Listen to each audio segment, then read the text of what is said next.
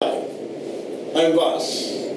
Today, I'm going to talk about emotions and emotional control. Now, this is something that is so difficult to control, isn't it? All of us are slipping in and out of good emotions. And when we are out of good emotions, it means we go into bad emotions. What are some good emotions? Love, happiness, compassion, focus. All these are good emotions. What are bad emotions? Anger, hate, guilt, sadness, fear.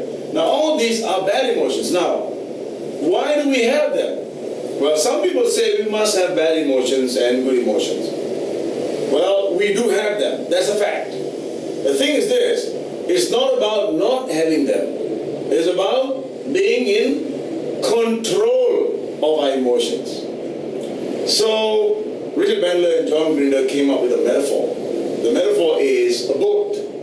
A boat, a ship, when it sails in the sea, and it has got to do something in open sea, if it does not anchor itself to the seabed, the ship will be drifting, and therefore it cannot do work consistently.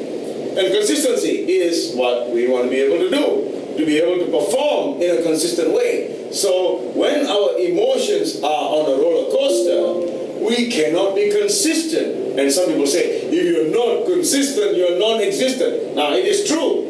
And so what we want to do is to make sure we learn how to take control of our emotions. Like, for example, fear, for example. Now, it's not about eradicating fear. I would be fearful of eradicating fear. Now, what I want to do is to be in control of fear and let fear guide me to do the right thing, to do it on time, to do it well. So, fear is good, but when it consumes your life, when it takes over your life, it cripples you. So what we're going to do is to be able to have all these good emotions and allow these bad emotions to keep us in check. So now how do you do that? You see,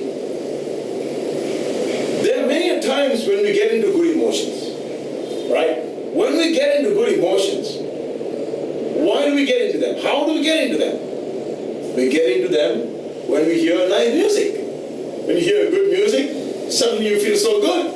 It evokes a memory.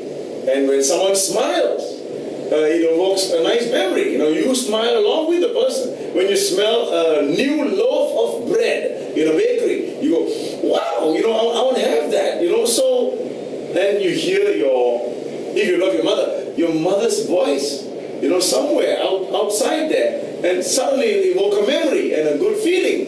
And at the same time, the reverse happens.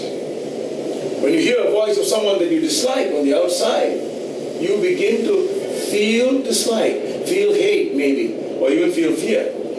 So you see, we anchor our emotions using our senses. It happens all the time. It has already happened. And which is why we are not in control of our emotions. So whatever triggers are out there, it activates the negative emotion. I hear the person's voice I don't like, bang, the negative emotion comes. I smell the bread, wow, I feel good and I feel hungry. So all these are happening all the time. And even colors, for example, if you are in the shopping center and you see the big word S-A-L-E, sale, it means what? Something is cheap, go and buy. So why do they color it in red and white or yellow and red? Because these colors are anchors to the human being.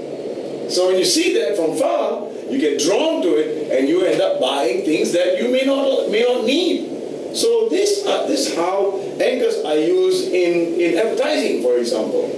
But the truth is this, we are anchored to all these things in our lives all the time. Now how do you do it consciously so that we can have these positive emotions judiciously? Whenever we want it, we can have it.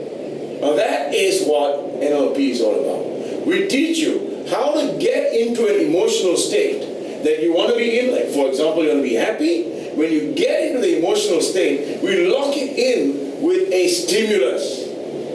And that's called anchoring. And then that stimulus will be a trigger for you to use whenever you feel jaded, whenever you feel sad, you feel afraid, and you want to get back into the emotion again. What do? You activate that anchor, and the positive emotions floods into your body, and you're able to perform. And so that is what emotional control is all about. And in one body, we can have 4 or 5 emotions and allow the emotions to serve us judiciously. You see, sometimes it's so easy to tell someone who is depressed that they should be positive. They should think positive. They should be happy. All these are advice that are a dime a dozen. It's cheap. It's impossible to do. So what kind of advice can you give? You got to get the person away from the depression by moving their body, and then think about how to use the body to get into a positive emotional state. And once they get into a positive emotional state, by moving their body, they can then lock it into the stimulus, and whenever they get depressed, they can fire the anchor, activate the anchor, and get into a positive emotional state. And in so doing, they become resourceful and become successful all day long. And if you can become successful all day long, then you can become successful all life long.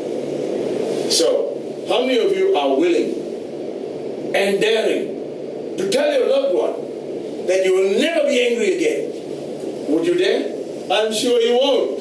Why? Because you don't know how it is done.